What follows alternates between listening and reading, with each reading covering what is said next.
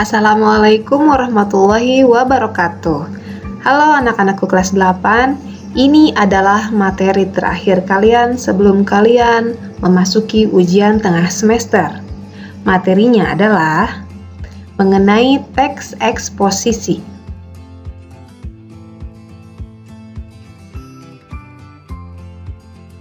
Apakah itu teks eksposisi? Kemarin kalian sudah Ibu berikan tugas untuk mencari gagasan atau fakta dalam sebuah teks. Nah, apa sih hubungannya dengan teks eksposisi? Kita cari tahu. Nah, teks eksposisi adalah paragraf atau karangan yang terkandung sejumlah informasi dan pengetahuan yang disajikan secara singkat, padat, dan akurat. Pendapat lain menyatakan bahwa teks eksposisi adalah jenis atau ragam teks yang memiliki fungsi menyampaikan gagasan-gagasan berupa pemikiran tentang suatu topik. Paragraf eksposisi ini bersifat ilmiah atau dapat dikatakan non-fiksi. Nah, hubungannya dengan tugas yang telah kalian kerjakan pada waktu yang lalu adalah yang kalian baca itu adalah teks eksposisi. Karena apa? Karena teks yang kalian baca itu mengandung gagasan-gagasan dan fakta. Jadi teks eksposisi ini adalah teks yang berisi gagasan dan fakta untuk memperkuat gagasan tersebut. Tujuannya adalah semata-mata hanya memberikan informasi sejelas-jelasnya dan sama sekali tidak mendorong atau memaksakan orang lain untuk menerima opini tersebut. Jadi beda antara teks eksposisi dan teks persuasi. Nah, nanti di kelas 9 kalian akan belajar mengenai teks persuasi ya. Pada teks persuasi, isinya kalian mengajak orang lain atau mengajak para pembaca mengikuti apa yang kalian pikirkan. Tetapi pada teks eksposisi ini, kalian hanya memberikan informasi berupa gagasan dan fakta-fakta yang menunjang. Dan pada akhirnya, kalian tidak memaksakan pembaca untuk menerima opini yang kalian kemukakan. Semua akan diserahkan kepada pembaca.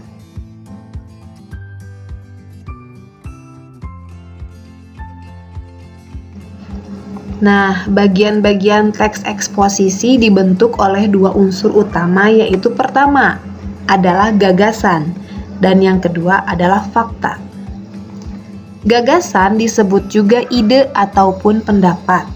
Isinya berupa pernyataan yang mungkin berupa komentar, penilaian, saran, dorongan, dan bujukan. Contoh gagasan. Jika pemerintah tidak cepat bertindak dalam 10 tahun mendatang, hutan Sumatera akan musnah dan diikuti oleh musnahnya hutan Kalimantan. Nah, kalimat ini adalah gagasan atau pendapat penulis. Hanya berupa opini, hanya berupa hasil pemikirannya. Jika pemerintah tidak bertindak cepat, mungkin saja hutan akan rusak, akan musnah. Nah, itu adalah gagasan atau pendapat, opini, hasil pemikiran. Berbeda dengan fakta. Fakta adalah sesuatu yang benar-benar terjadi. Fakta berfungsi untuk memperkuat gagasan sehingga diharapkan lebih meyakinkan khalayak. Nah, ketika kalian mengeluarkan gagasan atau pendapat, hendaknya kalian menyertakan fakta dalam gagasan kalian sehingga orang pun yakin. Oh iya, gagasan kalian memang kuat karena kalian sudah memberikan fakta. Contoh fakta adalah selama bulan Januari sampai Oktober, 45% dari keseluruhan titik kebakaran terkonsentrasi di Provinsi Riau. Nah, fakta ini bisa mendukung gagasan yang tadi. Gagasan yang jika pemerintah tidak cepat bertindak dalam 10 tahun mendatang, hutan akan musnah. Nah, Kalau kalian hanya memberikan gagasan saja, mungkin orang berpikir, kata siapa? Bisa saja tidak terjadi hutan musnah misalnya gitu. Tapi ketika kalian menyajikan faktanya selama bulan Januari sampai Oktober, 45% dari keseluruhan titik kebakaran terkonsentrasi di Provinsi Riau. Nah, setelah pembaca melihat atau membaca fakta tersebut, mulailah pemikiran mereka berubah. Oh iya, betul. Ternyata opini kalian tentang musnahnya hutan itu mungkin saja terjadi karena fakta yang kalian lampirkan. Nah, ada pola pengembangan teks eksposisi. Yang pertama, ada pola umum khusus. Pola umum khusus adalah ide pokok bagian teksnya ditempatkan pada awal paragraf, diikuti oleh ide-ide penjelas. Pola demikian dikenal sebagai paragraf deduktif. Ide-ide penjelasnya merupakan perincian dari ide umum yang dikemukakan sebelumnya. Jadi pola umum khusus ini disebut pola paragraf deduktif. Idenya ada di awal paragraf, kemudian dilanjutkan oleh kalimat-kalimat penjelas. Yang kedua ada pola khusus umum. Nah, apakah itu pola khusus umum? Pola khusus umum, hal-hal yang bersifat khusus diikuti oleh uraian yang bersifat umum. Bagian terakhir dalam bagian teks ini berfungsi sebagai simpulan atau rangkuman dari pendapat-pendapat yang dikemukakan sebelumnya. Jadi, perbedaannya pada pola khusus umum ini, ide pokok dalam paragraf terletak pada akhir paragraf. Ini disebut paragraf induktif. Jadi, pola umum khusus itu deduktif, pola khusus umum induktif. Deduktif, ide pokok paragraf terletak pada awal paragraf atau pada kalimat awal, sedangkan pola induktif atau paragraf induktif, ide pokok paragraf terdapat pada kalimat akhir di paragraf tersebut. Nomor 3 ada pola ilustrasi. Sebuah gagasan yang terlalu umum memerlukan ilustrasi-ilustrasi yang konkret. Ilustrasi-ilustrasi tersebut berfungsi untuk membuktikan suatu pendapat. Dalam hal ini, pengalaman-pengalaman pribadi merupakan bahan ilustrasi yang paling efektif dalam meyakinkan kebenaran suatu gagasan. Jadi, gagasan kalian itu membutuhkan ilustrasi atau gambaran. Terkadang orang jika mendengarkan gagasan, sulit untuk menerima karena dia kurang bisa berimajinasi atau menggambarkan secara imajinatif bagaimanakah gagasan itu. Jadi, butuh pola ilustrasi dalam memperkuat gagasan kalian. Kalian gambarkan dalam bentuk ilustrasi atau gambaran yang konkret. Dan yang keempat ada pola perbandingan. Untuk meyakinkan suatu pendapat dapat melalui suatu perbandingan. Benda-benda, keadaan, dan lain-lain. Ditentukan perbedaan ataupun kesamaannya berdasarkan aspek tertentu. Dengan cara demikian, keyakinan pembaca atas gagasan yang kita sampaikan akan lebih kuat. Jadi, selain pola ilustrasi, pola menggambarkan sesuatu, ada juga pola perbandingan, yaitu membandingkan sesuatu sehingga pembaca bisa menerima pendapat kita dengan jelas. Nanti ada contohnya ya. Contoh teks pola umum khusus atau deduktif. Kita lihat di sini ada contoh teksnya. Belakangan ini, kegiatan belajar mengajar bisa dilakukan secara online tanpa perlu tatap muka. Di era teknologi yang sudah sangat canggih seperti sekarang, ada banyak situs internet yang menawarkan jasa belajar online, baik yang berbayar atau gratis. Sistem belajar di mana saja dan kapan saja jadi salah satu keunggulan belajar online.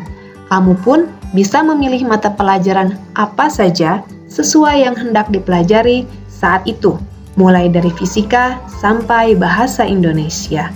Nah, jika kita perhatikan pada contoh teks ini, ide pokok paragraf terdapat atau terletak pada kalimat awal paragraf. Belakangan ini, kegiatan belajar mengajar bisa dilakukan secara online tanpa perlu tatap muka. Nah, ini adalah ide pokok paragraf atau inti paragrafnya di situ. Kemudian kalimat selanjutnya adalah kalimat-kalimat penjelas yang mendukung ide paragraf tersebut atau ide pokok paragraf tersebut. Nomor 2, ini adalah contoh teks pola khusus umum atau induktif. Menjaga kebersihan di sekolah bukan hanya dilakukan petugas kebersihan sekolah saja. Menjaga kebersihan juga harus dilakukan para siswa. Bapak atau ibu guru juga bertanggung jawab untuk menjaga kebersihan sekolah. Karyawan sekolah, mulai tata usaha, kantin, koperasi, satpam, dan sebagainya juga harus sigap menjaga kebersihan sekolah. Semua warga sekolah wajib menjaga kebersihan sekolah. Nah, setelah kita baca paragraf ini, kita bisa menyimpulkan inti dari paragraf ini apa? Yaitu, semua warga sekolah wajib menjaga kebersihan sekolah. Nah, ini adalah simpulan. Kalimat terakhir pada paragraf ini adalah simpulan. Maka, teks ini merupakan teks yang menggunakan pola khusus umum atau induktif. Karena ide pokok paragraf ada pada kalimat terakhir. Semua warga sekolah wajib menjaga kebersihan sekolah. Yang ketiga ada contoh pola ilustrasi. Contoh paragrafnya seperti ini ya. Diperlukan adanya kerjasama dari berbagai komponen agar semua tim sepak bola dapat menjadi tim yang solid, seperti halnya sebuah bangunan yang akan berdiri dengan kokoh jika semua bahan-bahan penyokongnya dapat bersatu padu dengan baik. Maka dari itu, para pemain, pelatih, staf pelatih, manajemen harus ikut andil membantu membentuk satu tim sepak bola yang solid. Di sini kalian bisa lihat adanya ilustrasi atau gambaran. Diperlukan adanya kerjasama dari berbagai komponen agar sebuah tim sepak bola dapat menjadi tim yang solid. Kemudian kalimat selanjutnya adalah ilustrasi. Menggambarkan tim sepak bola digambarkan sebagai sebuah bangunan yang akan berdiri kokoh, yang semua bahan-bahan penyokongnya harus bersatu padu. Begitupun dengan tim sepak bola. Para pemain, pelatih, staf pelatih itu digambarkan sebagai bahan-bahan penyokong bangunan. Ya, jadi digambarkan tim sepak bola itu digambarkan sebuah bangunan. Nah, jika digambarkan atau menggunakan pola ilustrasi seperti ini, diharapkan pembaca akan lebih memahami gagasan yang kita sajikan dalam sebuah teks eksposisi.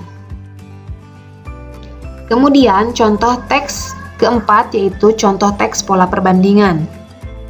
Seperti kita ketahui bersama bahwa dekade ini tidak ada pesepak bola yang mampu mengalahkan kebintangan dari dua superstar tersebut. Yap, Messi dan Ronaldo kerap dibandingkan prestasinya. Sama-sama merupakan bintang utama di klubnya. Banyak yang menyebut bahwa kedua pemain tersebut merupakan perwakilan dari bakat alam dan pembinaan. Lionel Messi kerap disebut sebagai pesepak bola dengan talenta alami yang luar biasa. Sedangkan Ronaldo adalah seorang dengan daya juang disiplin dan jiwa petarung yang sangat besar.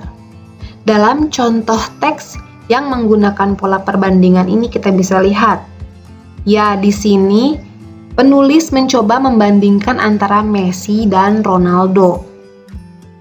Messi mempunyai karakter sendiri dan Ronaldo pun memiliki karakternya sendiri. Jadi dalam teks eksposisi ini menggunakan pola perbandingan, yaitu membandingkan satu dan yang lainnya. Ciri sebuah teks eksposisi yang pertama adalah bersifat objektif, logis, dan sesuai dengan nalar. Objektif apa? Objektif itu memang sesuai dengan apa adanya, tidak dilebihkan dan tidak dikurangi oleh penulis. Jadi sesuai dengan fakta, apa adanya itu disebut dengan objektif. Kemudian logis dan sesuai nalar, artinya masuk di akal oleh pembaca. Kemudian yang kedua, menggunakan bahasa yang informatif dan jelas. Informatif itu artinya bersifat memberikan informasi. Jadi menggunakan bahasa-bahasa yang memberikan informasi jelas, tidak bertele-tele. Pembaca pun merasa terbantu dengan informasi yang diberikan. Kemudian yang ketiga, berisi fakta yang objektif. Jika pada nomor 1 itu bersifat objektifnya adalah teksnya, nah yang ketiga ini faktanya yang harus objektif, yang harus sesuai dengan keadaan. Faktanya yang harus objektif, tidak dilebihkan dan tidak ditambahkan. Nomor 4, memaparkan pengertian, ide, pendapat tentang sesuatu, cara, metode, dan langkah-langkah. Jadi teks eksposisi ini isinya memaparkan pengertian, ide, pendapat kalian tentang sesuatu. Baik itu sesuatu cara, metode, dan langkah-langkah. Nomor 5, cirinya, teks ini dibuat secara runtut atau terstruktur atau berurutan. Runtut itu berurutan, terstruktur, jelas. Sehingga isi pembahasan ini jelas, bisa diterima oleh pembaca. Pembaca pun merasa diberikan informasi yang jelas, wawasannya bertambah. Jika isinya tidak runtut atau tidak berurutan, pembaca pun akan kebingungan. Jadi ya boro-boro mendapatkan informasi, mereka malah kebingungan dalam membaca teks eksposisi yang tidak runtut atau tidak terstruktur tersebut. Nomor 6, bersifat ilmiah dengan sumber yang bisa dipertanggungjawabkan. Nah, teks eksposisi ini harus bersifat ilmiah. Ilmiah ini berasal dari sumber yang bisa dipertanggungjawabkan, misalnya dari lembaga survei misalnya, atau dari instansi-instansi terkait misalnya gitu ya. Harus ilmiah, harus berdasarkan sesuatu yang misalnya hasil dari penelitian, hasil dari sensus misalnya, kan itu ilmiah. Ini berdampak pada tadi nomor 3, fakta yang objektif. Nah, fakta yang objektif itu bersifat ilmiah, berasal dari sumber yang bisa dipertanggungjawabkan. Bersambung ya anak-anak, untuk materi selanjutnya akan dijelaskan pada pertemuan yang akan datang. Atas perhatian kalian, Ibu ucapkan alhamdulillah jazakumullahu khairan. Mohon maaf jika ada kekurangan. Sampai jumpa pada materi selanjutnya. Assalamualaikum warahmatullahi wabarakatuh.